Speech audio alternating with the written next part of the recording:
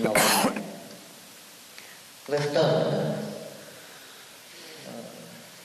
хубаво е така да започва изданието и си пожелаваме до края да продължи така. С вас искам да споделя нещо, което някакси вече е просто тенденция в развитие на Да. Варна е град, в който има толкова културни прояви, пренаситено е и публиката има възможност да се избира какво да гледа. Критерия, по който работят току-що, идвайки насам, разбрах от една жена, която има бутик тук и продава. И тя казва, че ходи на театър само като види, че ще играем Гладнишка. Иначе не ходи. Да. Други, които отиват до тук една сцена, която имах, защото така се смеят. Отиват, за да се смеят. И задачата на един фестивал и въобще на театъра като изкуство, което съдържа неповторим, единствен, изключително разделящ го от другите изкуства, че това е взаимоотнасянето на тези, които са на сцената и публиката, която е в салона. В никое друго изкуство не се осъществява така, в прав текст. Движението на чувства и мисли от сцената към зрителната зала и след това обратно. С двата примера, които ви дадох ги, защото не са двата, те са от тази сутрин. Сигурно, ако след обед попитам,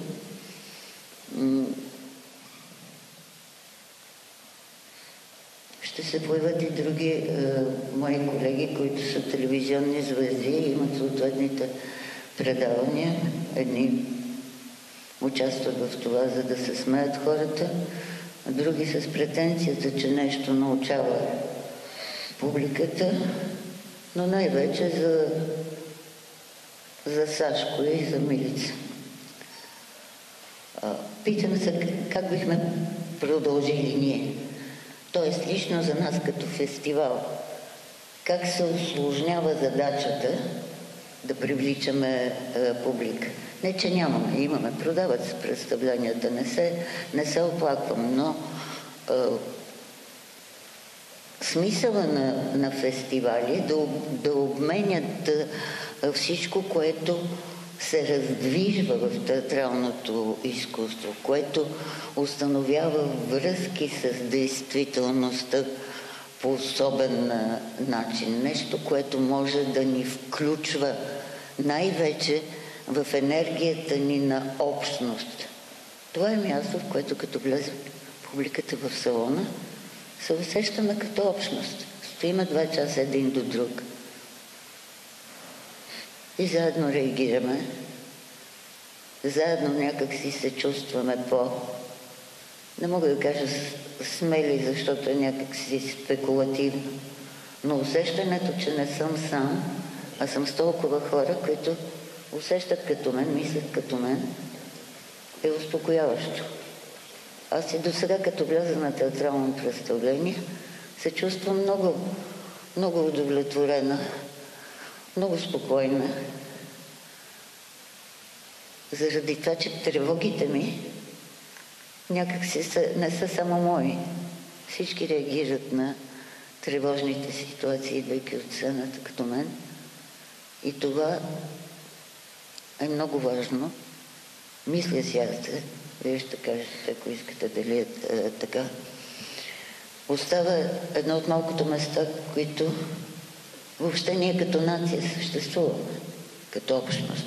Никой с никого не обслужва.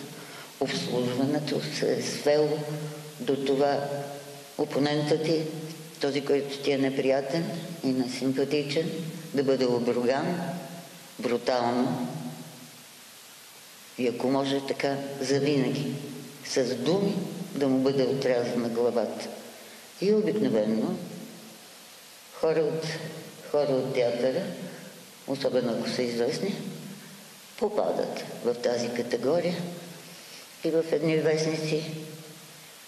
Но кръга се затваря, защото тези вестници се купуват. Стоя във вагона на влак и човека чете Уикенд. Гледаме срещу себе си. Виждам, че му става неудобно. И казвам, това е лъжа. Добре.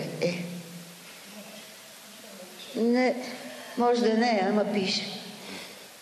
Може да не е, ама пише.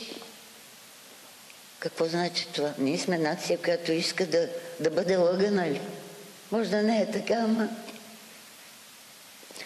Това споделям го, защото това са неща, които ме тревожат. Не е малка задачата. Не можем да обърнем природата на театралното изкуство и да се движим по друг начин. Ние можем само да показваме спектакли, както сега ще имате щастието да видите спектакла на Деклан Донелон, Едип и Медея,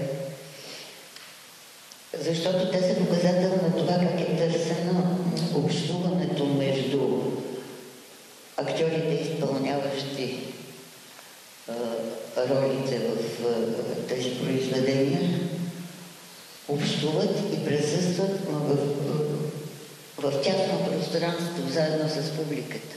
Публиката до актьора. Защото в основната задача и на двамата герои стои това да ангажират общественото мнение в злощастната си съдба, Медея дори това да... Да, на добър час на фестивала Варненско лято. Прекрасната Цветана Манева, разбира се, който иска да гледа онова, което и да слуша от това, което казва, ще има много възможности, но